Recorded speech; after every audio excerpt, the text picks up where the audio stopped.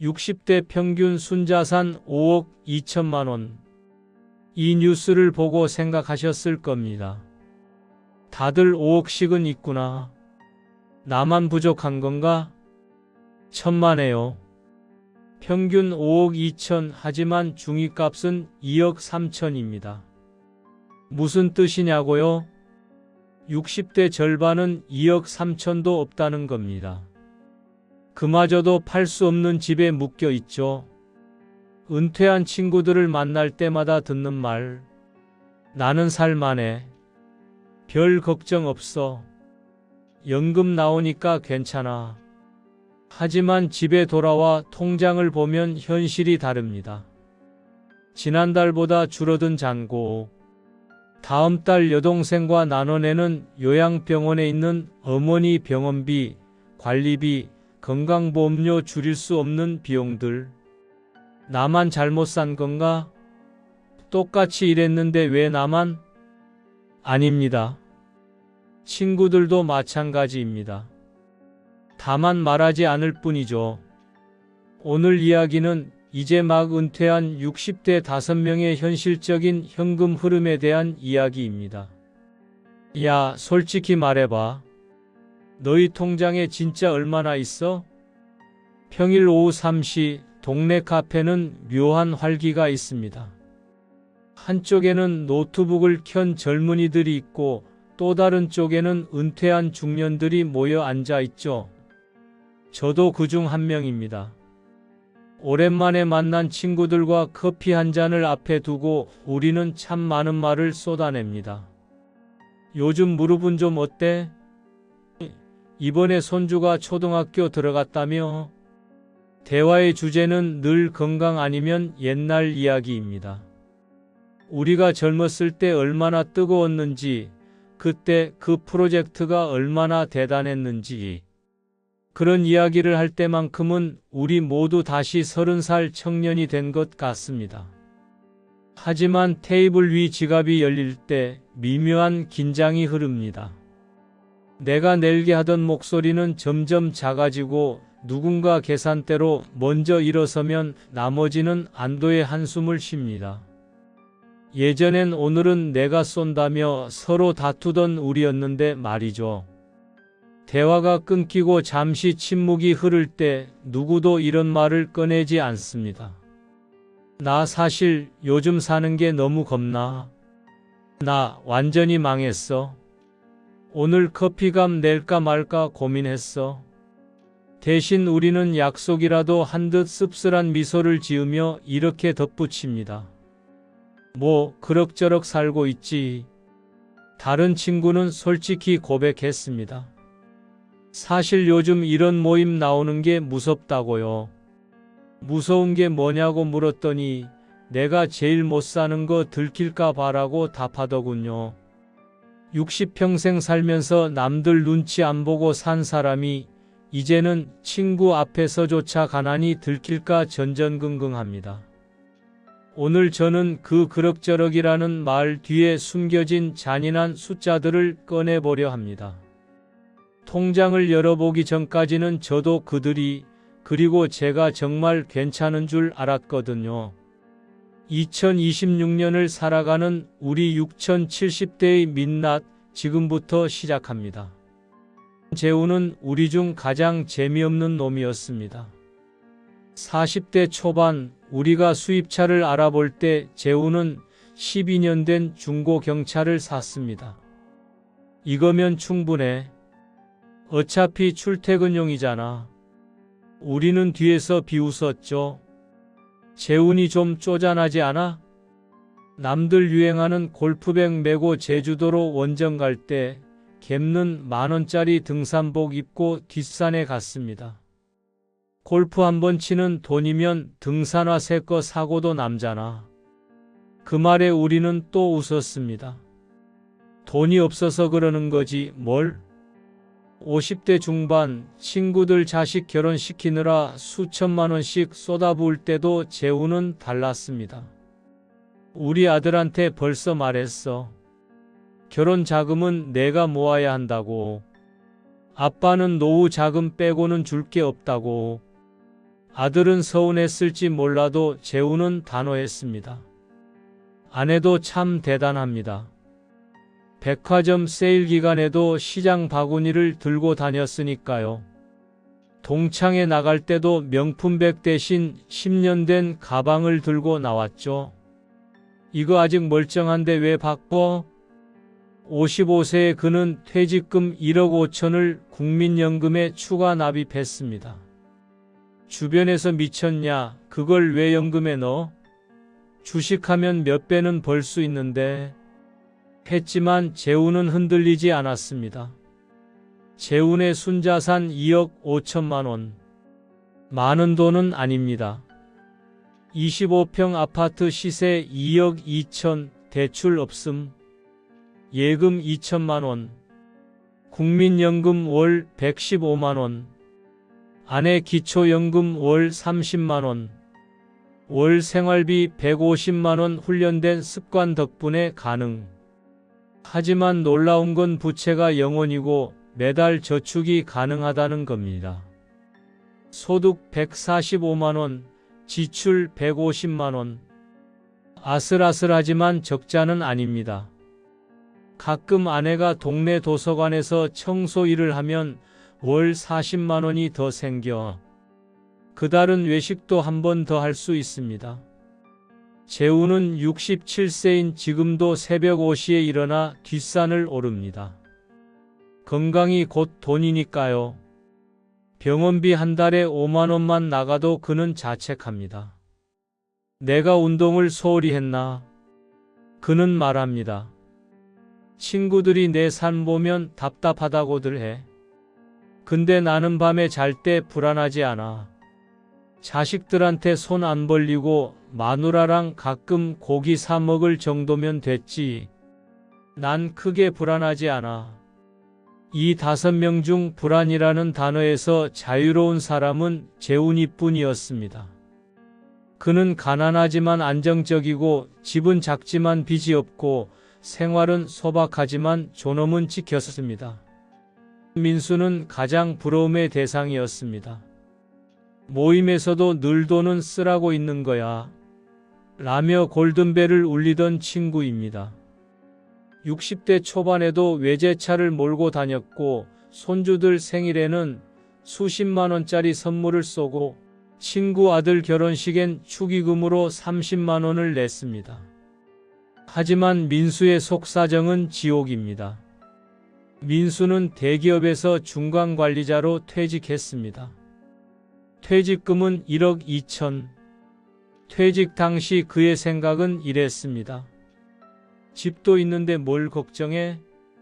최악의 경우 집 팔면 되지. 55세 퇴직 직후 자유를 만끽했습니다. 한 달에 300만 원을 썼죠. 30년 동안 악착같이 일했는데 이 정도는 누려야지.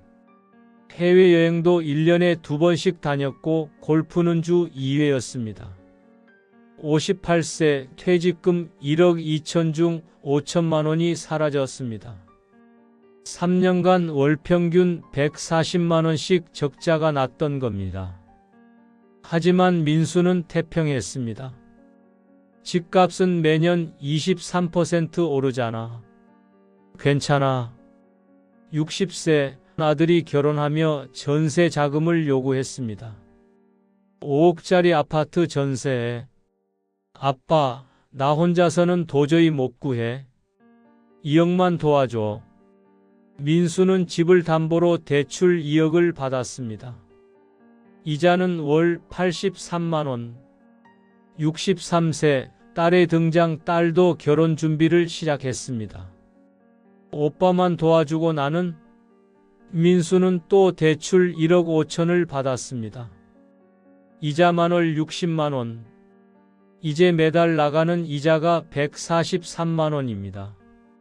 민수는 매달 350만 원 이상 적자입니다. 어떻게 버티느냐고요? 적금을 깨고 마이너스 통장을 쓰고 신용카드를 돌려막기 합니다. 퇴직금 잔액 7천만 원은 작년에 바닥났고 지금은 마이너스 통장 한도 5천만 원 중 4천만 원을 쓴 상태입니다. 민수의 일상은 이렇습니다. 새벽에 눈을 뜨면 가슴이 먼저 두근거립니다. 오늘은 또 뭘 내야 하지? 카드값 결제일이 다가오면 밤잠을 설칩니다.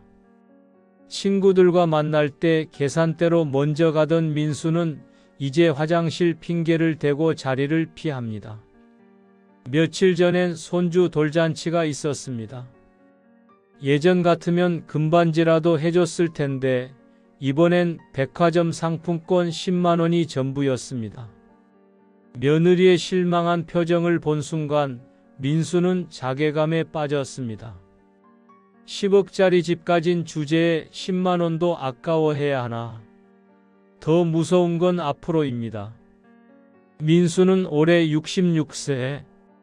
통계적으로 90세까지 산다면 24년을 더 살아야 합니다. 월 350만 원 적자를 24년간 메우려면 총 10억 원이 필요합니다. 집을 팔지 않는 한 불가능한 이야기입니다. 그리고 민수는 집을 절대 팔 수 없습니다. 팔면 어디서 살까요? 전세? 그것도 수억이 필요합니다. 월세? 보증금 5천에 월세 100만 원은 기본입니다. 결국 민수는 집이라는 족쇄를 찬 죄수입니다. 10억짜리 감옥에 갇혀 매달 350만 원씩 잃어가며 서서히 질식하고 있습니다. 최근 민수는 집을 팔고 지방으로 이사하는 것을 고려 중입니다. 집을 팔아 지방 소도시에 5억짜리 아파트를 사면 5억이 남습니다. 그 돈으로 버틸 수 있겠죠. 하지만 민수는 차마 결정하지 못합니다. 내가 이 동네에서 40년을 살았는데 친구들도 다 여기 있고 지방 가서 누구랑 어울려 살아? 체면과 생존 사이에서 민수는 오늘도 고민합니다.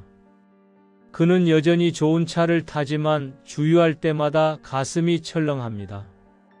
민수는 괜찮다고 말하지만 그의 눈은 늘 떨리고 있습니다. 그리고 지갑을 열 때마다 표정이 굳습니다. 성진이는 우리 중 가장 출세했던 친구입니다. 대기업 임원까지 지냈고 50대 초반 연봉이 2억을 넘었습니다. 수원 아파트에 살았고 국산 고급차를 몰았으며 자식들은 해외 유학을 보냈죠. 성진은 본인이 평생 그 위치에 있을 줄 알았습니다. 나는 다르다는 자부심이 있었죠. 모임에서도 늘 형님으로 대접받았고 계산은 당연히 성진이 몫이었습니다. 하지만 기업은 냉혹했습니다. 54세의 전무 승진에서 미끄지며 계약 해지를 통보를 받았죠. 퇴직금은 3억 5천만 원. 엄청난 금액이었습니다. 성진은 자신 있었습니다. 3억 5천이면 충분해. 나는 능력 있으니까 뭘 해도 성공할 거야. 성진은 유명 치킨 프랜차이즈를 차렸습니다. 초기 투자금 1억 5천만 원. 치킨 장사가 얼마나 잘 되는데 월 500은 벌겠지. 처음 3개월은 좋았습니다. 월 순익 400만 원. 봐봐, 내가 뭘 해도 되는 사람이라니까. 하지만 6개월 뒤부터 손님이 줄기 시작했습니다. 근처에 똑같은 프랜차이즈가 또 생겼고 배달앱 수수료는 미친 듯이 올랐습니다. 1년 뒤 성진은 매달 200만 원씩 적자를 기록했습니다. 직원 인건비, 재료비, 임대료, 프랜차이즈 로열티. 손님은 줄고 비용은 그대로였습니다. 2년 반 만에 가게를 접었습니다. 초기 투자금 1억 5천에 2년 반 동안 적자로 쏟아부은 돈 1억 2천. 총 2억 7천만 원이 증발했습니다. 퇴직금 3억 5천 중 이제 8천만 원만 남았습니다. 성진은 포기하지 않았습니다. 이번엔 카페를 해볼까? 커피는 마진이 좋다잖아. 남은 돈 8천 중 6천을 투자해 작은 카페를 열었습니다.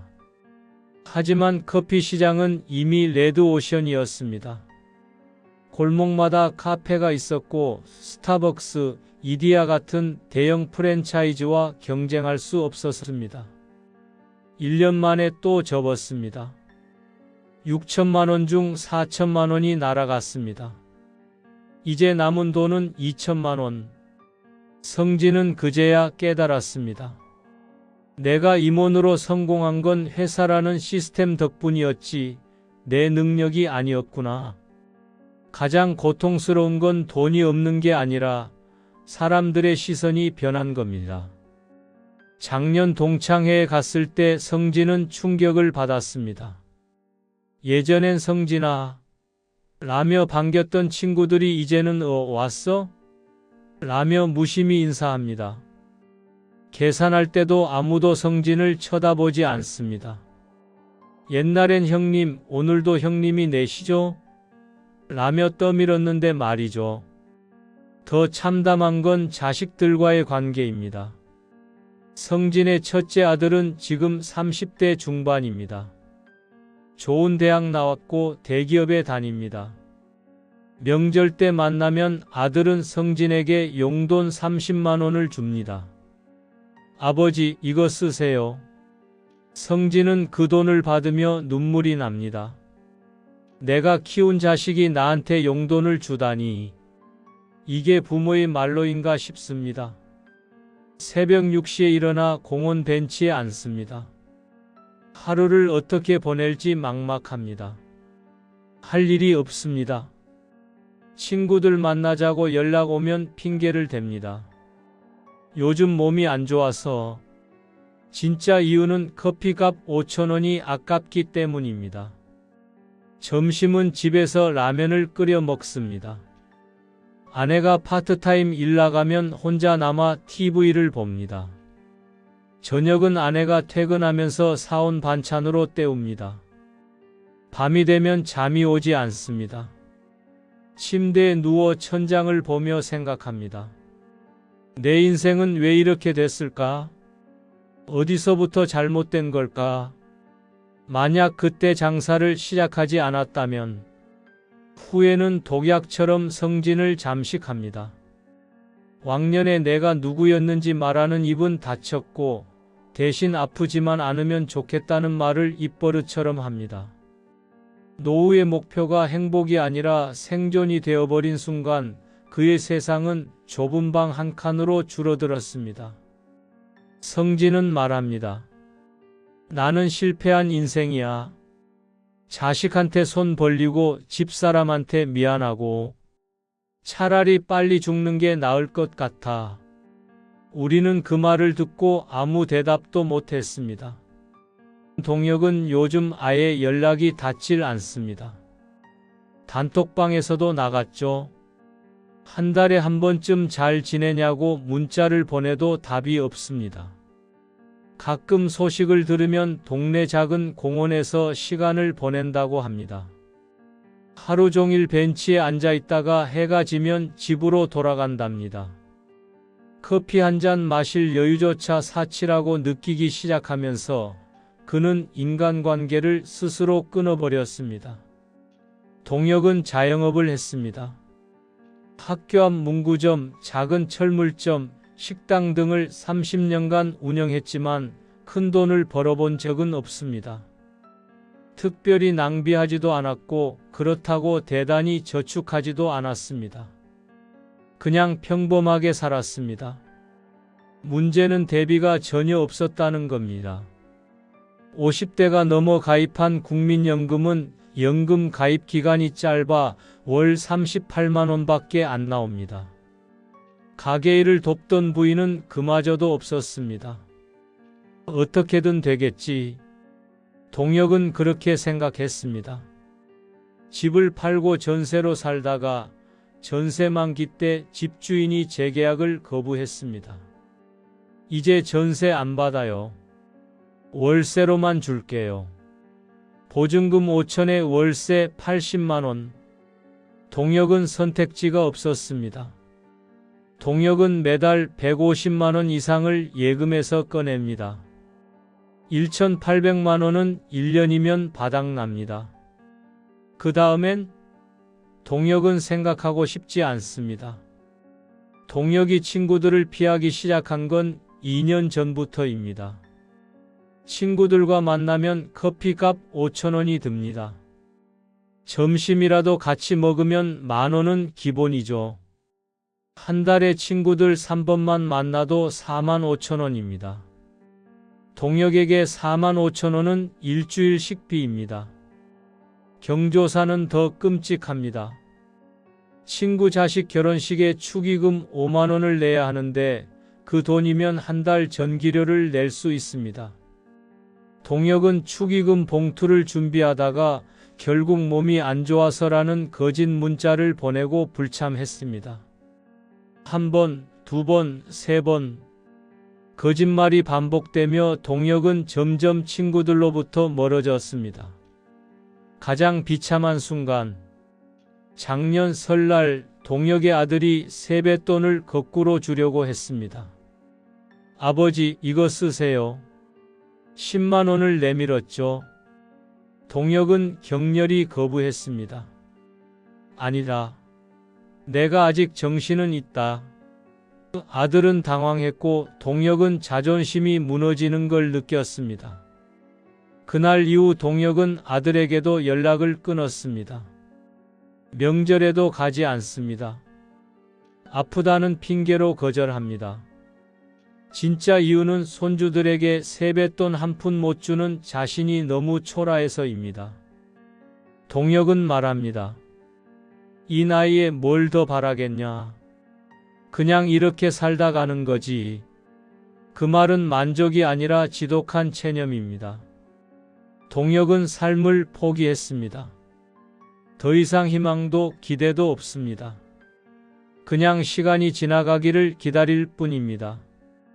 가장 무서운 건 돈이 없는 게 아니라 돈이 없어서 사람이 싫어지고 세상이 싫어지고 결국 살아있는 게 싫어지는 자발적 고립입니다.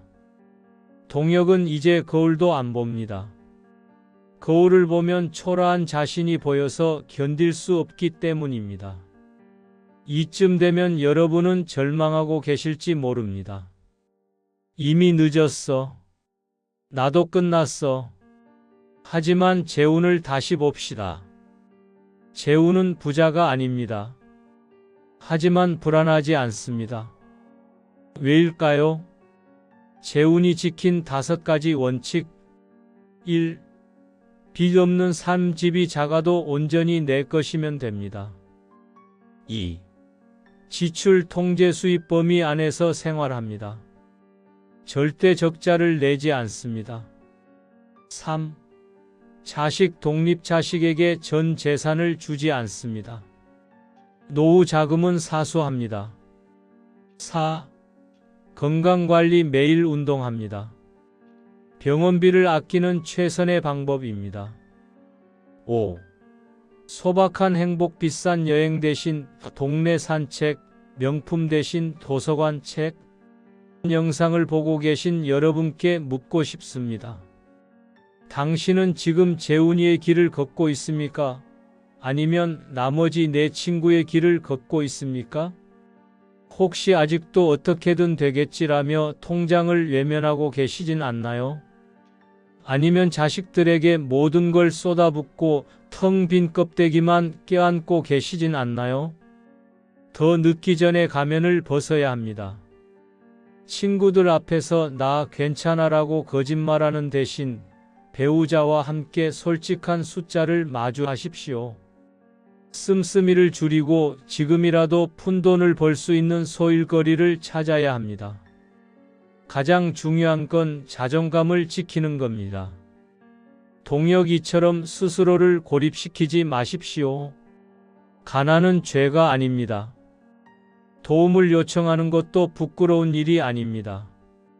노후 빈곤은 갑자기 찾아오는 사고가 아닙니다. 우리가 괜찮다고 믿고 싶어 했던 수많은 날들이 쌓여 만들어진 결과입니다. 오늘 밤 여러분의 통장을 정직하게 열어보시길 바랍니다. 그리고 스스로에게 물으십시오. 나 정말 괜찮은 걸까? 이 질문에 자신 있게 고개를 끄덕일 수 있을 때까지 우리의 은퇴는 끝나지 않았습니다.